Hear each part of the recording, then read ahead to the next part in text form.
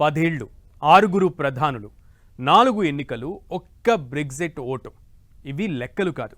UK పడుతున్న తిప్పలు. ఇంగ్లాండ్లో ఎందుకు ఈ పరిస్థితి? ఇదే ఇప్పుడు ప్రపంచవ్యాప్తంగా జరుగుతున్న చర్చ. యూకే ప్రధాని పదవి ముళ్ళ కిరీటంలా మారిందా అంటే అవును అనే సమాధానమే వినిపిస్తోంది. అక్కడ గత 10 ఏళ్లలో ఏకంగా 6 ప్రధానులు మారిపోయారు. సొంత పార్టీ సపోర్టు లేకపోవడంతో ప్రస్తుత ప్రధాని కీర్ స్టార్మర్ రాజీనామా చేశారు. అసలు ఆయనకు ఎందుకు ఈ పరిస్థితి? స్టార్మర్ కంటే ముందు ప్రధాని పదవి నుంచి తప్పుకున్న నేతలు ఎవరు? ఎవరి హయాంలో ఏం జరిగింది? ఎందుకు పదవి వీడాల్సి వచ్చింది? ముళ్ళ కిరీటంలా మారిన యూకే ప్రధాని పదవి. 10 ఏళ్లలో 6 ప్రధాన మంత్రులు రాజీనామా.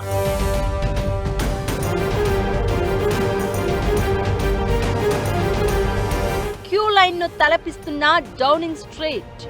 ప్రస్తుత ప్రధాని కీర్ స్టార్మర్ రాజీనామా.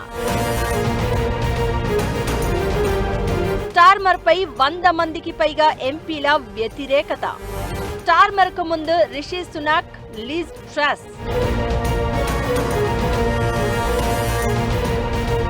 బోరిస్, థెరెసా మే, కామెరూన్ది ఇదే తీరు. ఇంగ్లాండ్ రాజకీయాల్లో అసలేం జరుగుతోంది? బ్రిటన్ రాజ్యాంగం అసలేం చెప్తోంది? ఒక్కరు కాదు, ఇద్దరు కాదు, 10 ఏళ్లలో ఇంగ్లాండ్లో ఏకంగా 6 ప్రధానులు మారిపోయారు. ఇదే ఇప్పుడు ప్రపంచ వ్యాప్తంగా హాట్ టాపిక్ అవుతోంది. అసలు బ్రిటన్ రాజకీయాల్లో ఏం జరుగుతోంది? ఈ రాజీనామాల లైన్ ఎందుకు అనే చర్చ జోరుగా సాగుతోంది. లేబర్ పార్టీని భారీ ఎన్నికల విజయానికి నడిపించిన దాదాపు 2 ఏళ్ల తర్వాత పార్టీలో పెరుగుతున్న తిరుగుబాటుతో ప్రస్తుత ప్రధాని కీర్ స్టార్మర్ రాజీనామా ప్రకటించారు. 5 ఏళ్ల పూర్తి పదవీ కాలం ముగియక ముందే స్టార్మర్ బై బై చెప్పేయడంతో దశాబ్ద కాలం కంటే కొంచెం ఎక్కువ వ్యవధిలోనే బ్రిటన్ 7వ ప్రధానమంత్రిని చూడబోతోంది.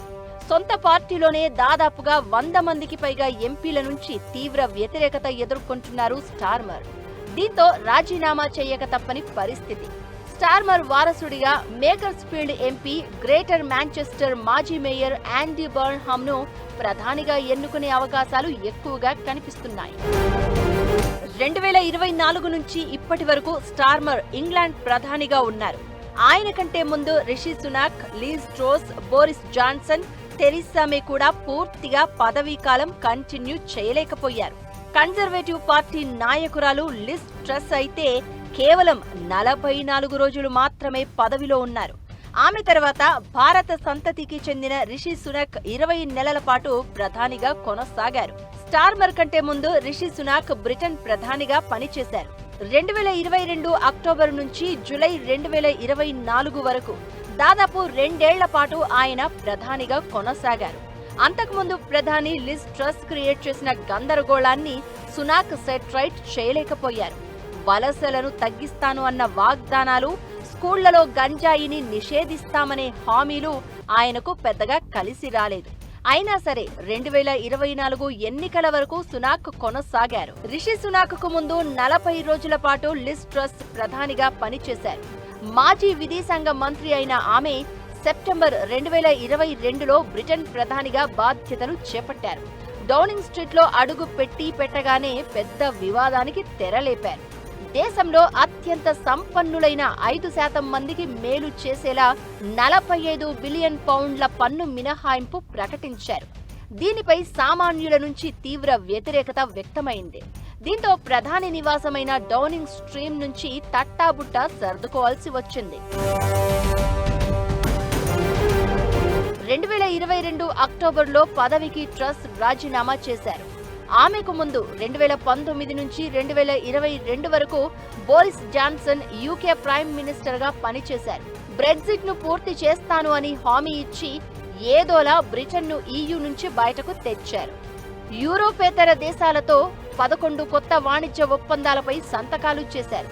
అయితే కరోనా లాక్డౌన్ టైంలో ప్రధాని కార్యాలయంలో ఆయన పార్టీలు చేసుకోవడం విమర్శలకు దారితీసింది. ప్రధాని పదవి నుంచి దిగిపోవాలని జనాల నుంచి డిమాండ్ రావడంతో డౌన్ స్ట్రీట్ నుంచి ఆయన బయటకు వెళ్లాల్సిన పరిస్థితి వచ్చింది. బోరిస్ జాన్సన్ కంటే ముందు 2016 నుంచి 2019 వరకు థెరెసా మే యూకే ప్రధానిగా పనిచేశారు. డేవిడ్ కామెరూన్ వదిలి వెళ్లిన బ్రెగ్జిట్ అనే బాంబును తెరిసా వారసత్వంగా తీసుకున్నారు. దాన్ని రద్దు చేయడానికి చాలా ప్రయత్నాలు చేశారు. 2019 నాటికి సొంత పార్టీ కన్జర్వేటివ్ ఎంపీలే ఎదురు తిరిగారు. దీంతో 1075 రోజుల తర్వాత ఆమె ప్రధాని పదవికి రాజీనామా చేయాల్సిన పరిస్థితి ఏర్పడింది. తెరిసా మే కంటే ముందు డేవిడ్ కామెరూన్ యూకే ప్రధానిగా ఉన్నారు. బ్రెగ్జిట్ రెఫరెండం ద్వారా పార్టీని తన నియంత్రణలో ఉంచుకోవచ్చని ఆయన భావించారు. ఆయన దాదాపు 6 ఏళ్ల పాటు ప్రధానిగా కొనసాగారు. 2016 ఎన్నికల్లో ఓటింగ్పై తన పార్టీ ఐక్యతను ఆయన పందెంగా పెట్టారు.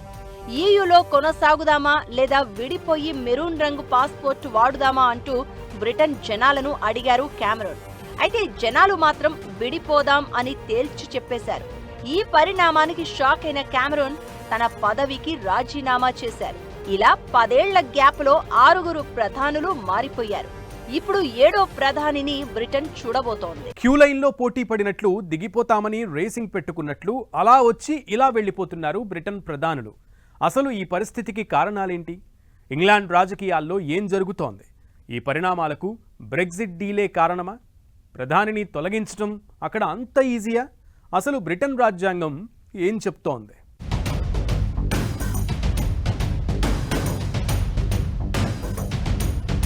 ఒకప్పుడు బ్రిటన్లో ప్రధానులు చాలా కాలం పదవిలో కొనసాగేవారు.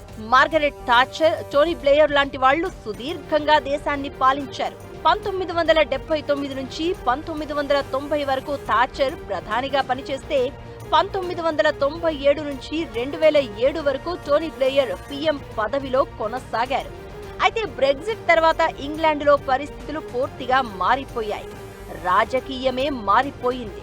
ఇలా ప్రధానులు మారడానికి ప్రధాన కారణం బ్రెగ్జిట్ రెఫరెండం. 2016 జూన్ 23న ఇది అమల్లోకి వచ్చింది.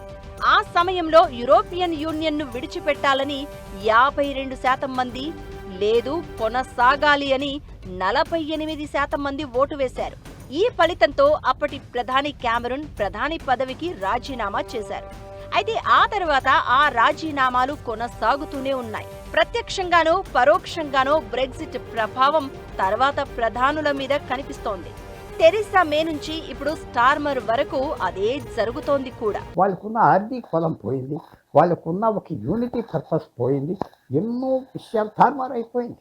యూరోపియన్ యూనియన్ నుంచి బయటికి రాగానే ఇప్పుడు కూడా దానివల్ల ఆర్థిక వ్యవస్థ కరిగిపోయింది. అది చాలామంది అనుకుంటున్నారు. పొలిటికల్ డెవలప్మెంట్ కూడా పడిపోయింది. దాంతోపాటు విపరీతమైన ఇమిగ్రేషన్ అయిపోయి చాలామంది ఇమిగ్రెంట్స్ వేరే కల్చర్ తీసుకొస్తున్నారు బ్రిటన్కి. వాళ్ళకున్న పూర్వం మనం చెప్పాలంటే వాళ్ళకున్న పూర్వం సంస్కృతి అంతా ఉండేది. 500 సంవత్సరాలు బట్టి వాళ్ళ పార్లమెంటు ఇవన్నీ పనిచేస్తున్నాయి. బ్రెగ్జిట్ తర్వాత కొత్త వాణిజ్య విధానాలకు బ్రిటన్ వ్యాపారాలు అలవాటు పడాల్సి వచ్చింది. ఇలాంటి టైంలో వరుస సంక్షోభాలు ఆర్థిక వ్యవస్థను అల్లకల్లోలం చేశాయి.